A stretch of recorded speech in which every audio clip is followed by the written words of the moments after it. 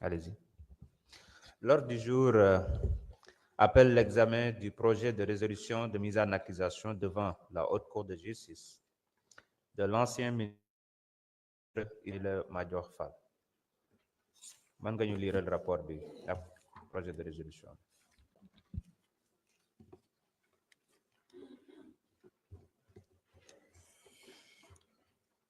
Monsieur le Président, Messieurs les ministres, chers collègues, la Commission des lois, de la décentralisation, du travail et des droits humains s'est réunie le vendredi 2 mai 2025 sous la présidence de M. Abdoulaye Tal, président de la dite commission, à l'effet d'examiner le projet de résolution portant mise en accusation devant la Haute Cour de justice de M. Ismaïla Madior Fall, ancien ministre de la Justice, garde des Sceaux. Ouvrant la séance, Monsieur le Président a précisé que les membres de l'Assemblée nationale faisant partie de la Haute Cour de justice ne prennent part ni au débat ni au vote sur la mise en accusation. Conformément aux dispositions de l'article 18 de la loi organique numéro 2002-10 du 22 février 2002 sur la Haute Cour de justice. À cet égard, il a rappelé les 8 collègues membres titulaires de cette Haute Cour, à savoir M. Alioune Ndao, Mme Ramatoulaye Bodian, M. Youngar Dione, M. Amadou Ba, numéro 2, Mme Roki Ndiaye, M. Mohamed Aïb Salim Dafé, Mme Daba Wanyan et M. Abdou Mbow. Concernant les 8 membres suppléants, il s'agit des collègues suivants: M. Sambandang, Mme Oulimata Sidibé, M. Elaz Ababakar Tambedou, Mme Fatou Diop Sissé, M. Mouramani Kaba Diakité, Mme Marie-Hélène Dauphin Diouf, M. Maya Bembaye, Mme Fatou Sow. Monsieur le Président a ensuite informé que le président de l'Assemblée nationale a été saisi par M. Ousmane Diagne, ministre de la Justice, garde des Sceaux, par lettre en date du 14 avril 2025 ayant pour objet la poursuite pénale à l'encontre de M. Ismaïla Madior Fall, ancien ministre de la République. Cette correspondance a fait état d'une enquête qui a été conduite par la division des investigations criminelles relativement à des malversations commises sur une partie de l'assiette foncière initialement affectée au projet de construction du palais de justice de Pikine-Guédiawaye. La dite enquête a révélé une implication de l'ancien ministre de la Justice, garde des Sceaux, Ismaïla Madior Fall, dans des faits présumés de corruption et de concussion.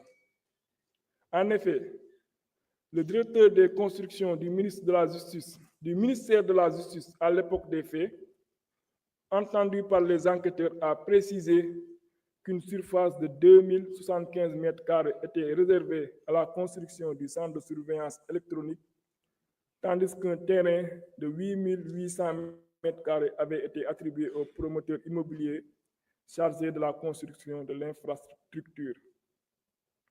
Le directeur a soutenu avoir été sollicité par le ministre de la Justice, Ismaïla Madior Fall, qui lui avait demandé de trouver un promoteur immobilier capable de lui réaliser des projets d'utilité publique sur la partie inoccupée de la surface attribuée au palais de justice Pikine-Guédiawaye. Poursuivant, le directeur affirma que le ministre avait privilégié pour le règlement des prestations offertes par le promoteur immobilier la datation en paiement. Entendu par les enquêteurs, le promoteur immobilier a indiqué avoir été convaincu par le directeur des constructions qui l'a conduit au bureau du ministre où ils ont tenu une réunion tripartite à l'issue de laquelle 2 accords ont été conclus. La construction d'un centre d'accueil pour enfants à Liberté 6, la superficie de 373 mètres carrés devrait abriter le bâtiment dont les coûts étaient estimés à 375 millions de francs CFA. En guise de paiement, le promoteur allait recevoir en datation en paiement un terrain d'une superficie de 1000 mètres carrés situé dans la même zone. l'édification d'un centre de surveillance électronique pour une valeur de 576 460 571 francs CFA et en contrepartie une superficie de 9 430 mètres carrés faisant partie du TF 01/GW a été alloué au promoteur à titre de paiement. Le promoteur a, à cet effet, révélé avoir exigé l'établissement du bail en son nom, car le ministre lui avait réclamé la somme de 250 millions de francs CFA pour lui attribuer le marché. Il a ajouté avoir été rappelé quelques jours plus tard par le ministre qui l'invitait à se rapprocher du gouverneur de Dakar et du directeur des domaines d'alors pour l'établissement du document qui lui a été remis en juin 2023. Il a également affirmé que toutes les démarches en vue de l'obtention du bail avaient été accomplies par le ministre de la Justice et le directeur des constructions. S'expliquant sur le retard accusé dans le démarrage des travaux de construction des 2 bâtiments susmentionnés, le promoteur a évoqué, d'une part, une absence d'autorisation de construire et d'autre part, un désaccord avec le ministre qui, dès la réception d'un acompte de 50 millions de francs CFA, ne cessait de lui mettre la pression pour le versement du reliquat de 200 millions de francs CFA, alors qu'en ce moment, le bail n'avait pas encore été établi. Il a soutenu que le refus de solder le reliquat aurait conduit l'ancien garde des Sceaux à mettre un terme aux accords convenus. Ainsi, selon l'article 101 de la Constitution, le Premier ministre et les autres membres du gouvernement sont pénalement responsables des actes accomplis dans l'exercice de leurs fonctions et qualifiés crimes ou délits au moment où ils ont été commis. Ils sont jugés par la Haute Cour de justice. Par ailleurs, en vertu de l'article 17 de la loi organique numéro 2002-10 du 22 février 2002 sur la Haute Cour de justice, la résolution de l'Assemblée nationale votée dans les conditions prévues à l'article 101 de la Constitution et portant mise en accusation devant la Haute Cour contient les prénoms, les noms et fonctions des accusés, l'énoncé sommaire des faits qui leur sont reprochés et, dans les cas prévus à l'alinéa 2 de l'article 101 de la Constitution, le visa des dispositions législatives en vertu desquelles est exercée la poursuite. À l'issue de l'enquête de police portant sur l'assiette foncière affectée au ministère de la Justice pour la construction du tribunal de grande instance de Pikine-Guédiawaye, des présomptions graves et concordantes de corruption passive et de concussion pèsent sur l'ancien ministre Ismaïla Madior Fall, faits prévus et punis par les articles 156, 157, 159 et 160 du Code de procédure pénale. Sous le bénéfice de ces considérations, Monsieur le ministre de la Justice, garde des Sceaux, sollicite, conformément aux dispositions citées ci-dessus, sa mise en accusation devant la Haute Cour de justice. Prenant la parole, certains commissaires ont regretté l'absence du ministre de la Justice, Ousmane Diagne, qui devait prendre part aux travaux afin de répondre aux interpellations des députés. Selon eux, la demande transmise par le garde des Sceaux semble être légère puisqu'elle s'est fondée sur de simples dénonciations de faits présumés de corruption émanant d'une tierce personne qui se révèle être le corrupteur. Parallèlement, ils ont soutenu que compte tenu du fait que la convocation de la Commission des lois, de la décentralisation, du travail et des droits humains a pour objet l'examen du projet de résolution portant mise en accusation, il fallait non seulement mettre à la disposition des commissaires le dit texte en mentionnant tous les faits reprochés à l'ancien ministre, mais également l'ensemble des documents y relatifs. En revanche, d'autres commissaires se sont félicités de cette procédure qui s'inscrit en droite ligne de la bonne gouvernance. Ils ont, dans ce sens, indiqué que l'Assemblée nationale est parfaitement habilitée à la mettre en œuvre conformément au texte en vigueur. Ils ont, en outre, indiqué que selon les déclarations relatées dans la demande transmise à l'Assemblée nationale, l'ancien ministre Ismaïla Madior Fall est bel et bien impliqué.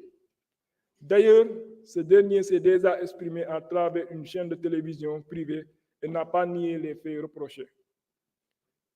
Ils ont également fait savoir que l'analyse attentive du dossier concernant les mises en cause laisse apparaître, au-delà des faits de corruption passive et de concussion, d'autres chefs d'accusation susceptibles d'être visés, comme la tentative d'escroquerie, le blanchiment de capitaux, l'extorsion de fonds, la corruption, l'association de malfaiteurs, la prise illégale d'intérêts, la tentative d'extorsion de fonds et de corruption.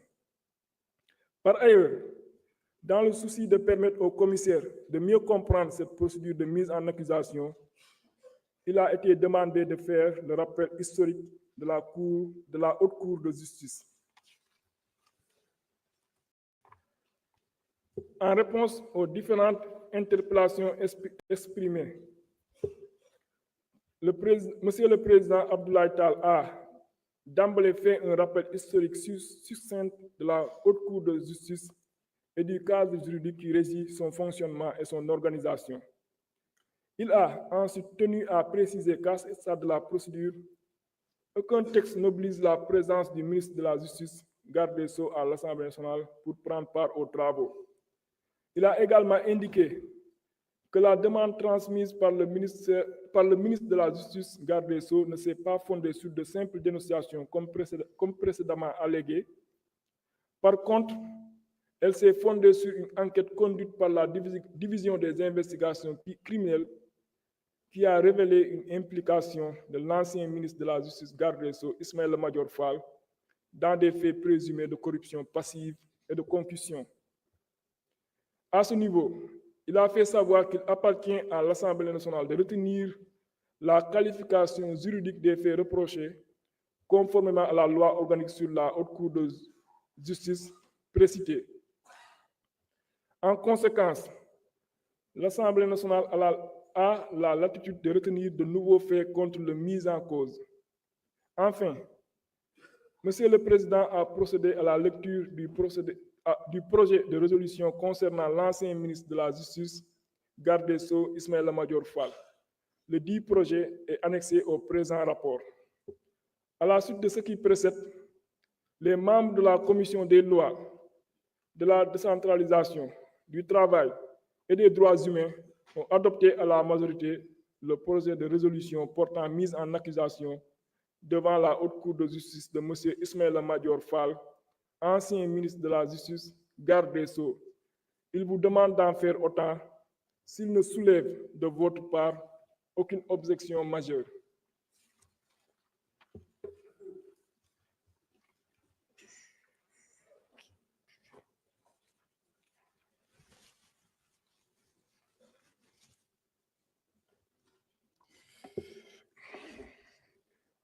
Je m'en vais lire le projet de résolution.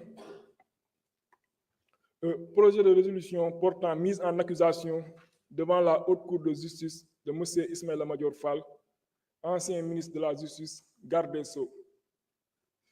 La Commission des lois, de la décentralisation, du travail et des droits humains, après avoir délibéré en sa séance du 2 mai 2025, a adopté à la majorité le projet de résolution dont la teneur suit. Considérant que par lettre numéro 00288 MJ-CAP/DC, en date du 14 avril 2025, Monsieur le ministre de la Justice, garde des Sceaux, a transmis au président de l'Assemblée nationale une lettre sollicitant la mise en accusation devant la Haute Cour de justice de M. Ismaïla Madior Fall, ancien ministre de la Justice, garde des Sceaux. Considérant que par lettre numéro 3666 en date du 24 septembre 2024, Monsieur le procureur de la République, près du tribunal de grande instance de Pikine-Guédiawaye, a saisi la division des investigations criminelles pour l'ouverture d'une enquête contre Cheikh Gueye, représentant de la société Technologie Consulting Service, TCS, et éventuellement toute personne impliquée relativement à l'accaparement de l'assiette foncière du tribunal de Pikine-Guédiawaye Des faits, il ressort que suivant décret numéro 2020-1281 du 8 juin 2020, l'État a affecté au ministère de la Justice une assiette foncière de 2 hectares 85 ar 14 centiares sur le plan d'urbanisme du développement PUD de Guédiawaye pour réaliser le palais de justice de Pikine-Guédiawaye. Entendu sur procès verbal, l'ancien directeur de la construction du ministère de la Justice, Mohamed Anas El Bachir Wan, a expliqué que lorsqu'il a pris fonction en mars 2022, il a saisi par correspondance le directeur des domaines et le chef du bureau des domaines d'un état des lieux de l'assiette foncière d'une superficie de 2 hectares 85 ar 14 centiares attribuée au ministère de la Justice, mais sans réponse. C'est ainsi qu'après la construction du tribunal de Pikine-Guédiawaye sur une étendue de 8327 mètres carrés, l'ancien ministre de la Justice, garde des Sceaux, Ismaïla Madior Fall, lui a demandé de sécuriser le reste de l'assiette foncière. Il a indiqué avoir été sollicité par le ministre de la Justice, garde des Sceaux, qui lui avait demandé de trouver un promoteur immobilier capable de lui réaliser des travaux d'utilité publique sur la partie inoccupée de la surface attribuée au palais de justice de Pikine-Guédiawaye. Poursuivant, il a affirmé que le ministre avait privilégié pour le règlement des prestations offertes par le promoteur le mécanisme de la datation en paiement. Sur ces entrefaites, il a présenté au ministre le nommé Cheikh Gueye. Confirmant ses propos, ce dernier, entendu, a soutenu avoir été convaincu par le directeur des constructions qui l'a conduit au bureau du ministre où ils ont tenu une réunion tripartite à l'issue de laquelle ils ont conclu les 2 accords suivants. La construction d'un centre d'accueil pour enfants à Liberté 6, la superficie de 373 mètres carrés devrait abriter le bâtiment dont les coûts étaient estimés à 375 millions de francs CFA. En guise de paiement, le promoteur allait recevoir en datation en paiement un terrain d'une superficie la voix des sans-voix dans la même zone. L'édification d'un centre de surveillance électronique pour une valeur de 576 460 571 francs CFA. Et en contrepartie, une superficie de 9 430 mètres carrés faisant partie du TF 01/GW a été allouée au promoteur à titre de paiement. Il a précisé avoir exigé l'établissement du bail en son nom, car le ministre Ismaïla Madior Fall lui avait personnellement réclamé la somme de 250 millions de francs CFA contre attribution des marchés. Sans désemparer, il a remis à ce dernier un acompte de 50 millions de francs CFA en espèces dans son bureau, en présence de son directeur des constructions, Mohamed Anas El Bachir Wan. Ce dernier, entendu lors de l'enquête, a confirmé les déclarations du promoteur Cheikh Gueye en reconnaissant qu'il y a eu des discussions entre Cheikh Gueye et Ismaïla Madior Fall relativement à un montant que devait débourser le premier nommé pour la signature du contrat de construction du centre de surveillance de bracelets électroniques. Il rajoute avoir été témoin le jour indiqué par le promoteur de la remise effective par Gueye d'une somme d'argent en espèces à l'ancien ministre de la Justice, garde des Sceaux Ismaïla Madior Fall, dans son bureau. Il ajoute avoir rappelé quelques jours plus tard par le ministre,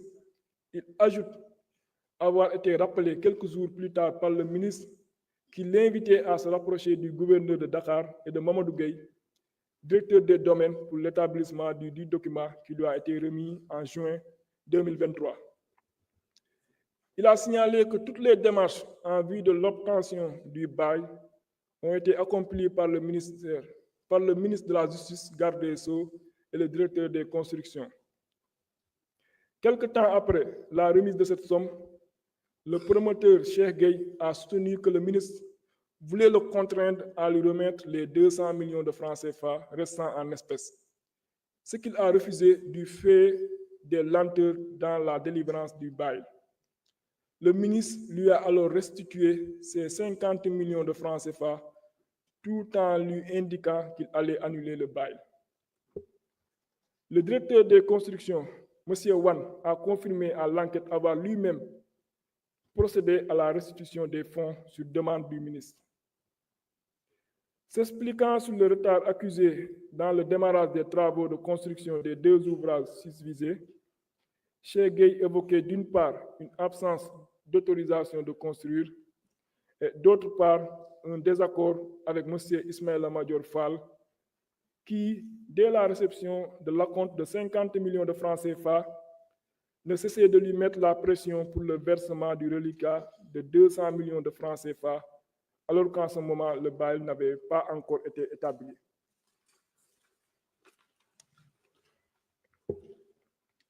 Il a soutenu que le refus de solder le reliquat a conduit l'ex-ministre de la Justice, garde des Sceaux, à mettre un terme aux accords convenus.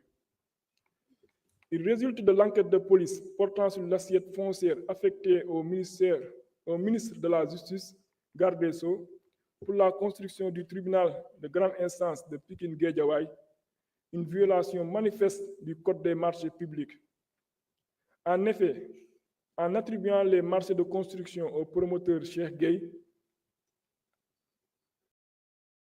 en gré à gré, sans appel d'offres, le ministre de la Justice, garde des Sceaux, Ismaïla Madior Fall, a délibérément violé les articles 6, 54 et 77 du Code des marchés publics. Mieux, il y a eu une volonté manifeste de cacher ces marchés, car le même DAGE du ministère de la Justice au moment des faits, M. Abdoulaye Sy, a soutenu ignorer totalement leur existence. Par ailleurs, en usant de la dation en paiement comme mode principal de rémunération du promoteur Cheikh Gueye, le ministre de la Justice, garde des Sceaux, a délesté le patrimoine foncier du ministère en violation du décret numéro 2020-1281 du 8 juin 2020 portant affectation de l'assiette foncière. En procédant ainsi, le ministre a en outre violé l'article 24 du Code des obligations de l'administration qui définit les principes fondamentaux de l'efficacité de la commande publique, le tout sans préjudice des fautes pénales par lui commises.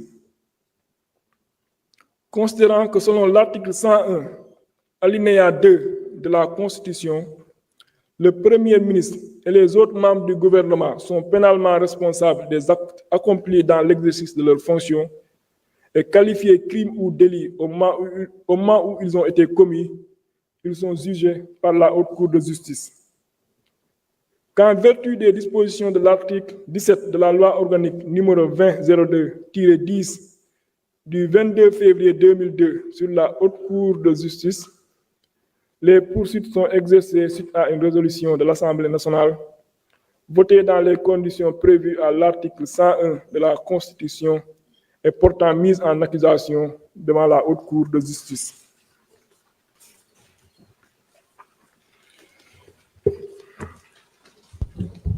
Considérant qu'il résulte de ce qui précède un véritable pacte de corruption impliquant le ministre de la Justice, garde des Sceaux, Ismaïla Madior Fall, considérant que les faits ci-dessus révélés laissent apparaître des indices et présomptions graves et concordants de nature à asseoir les infractions d'association de malfaiteurs, de corruption, de tentative d'extorsion de fonds, de concussion, de prise illégale d'intérêts, d'escroquerie, de blanchiment de capitaux et de complicité de ses chefs contre M. Ismaïla Madior Fall, ancien ministre de la Justice, garde des Sceaux. Considérant que lors de la commission de ces faits révélés par l'enquête de police, M. Ismaïla Madior Fall exerçait des fonctions ministérielles,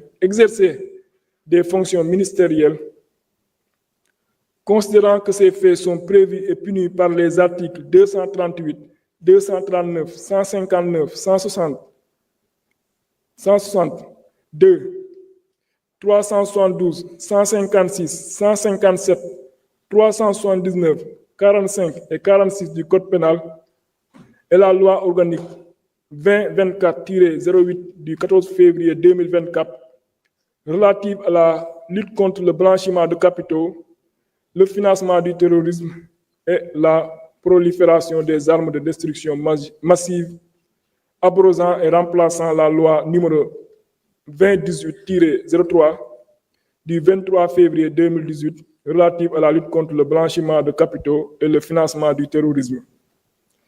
Que de tels faits méritent d'être portés devant la Haute Cour de justice. Décide de la mise en accusation devant la Haute Cour de justice de M.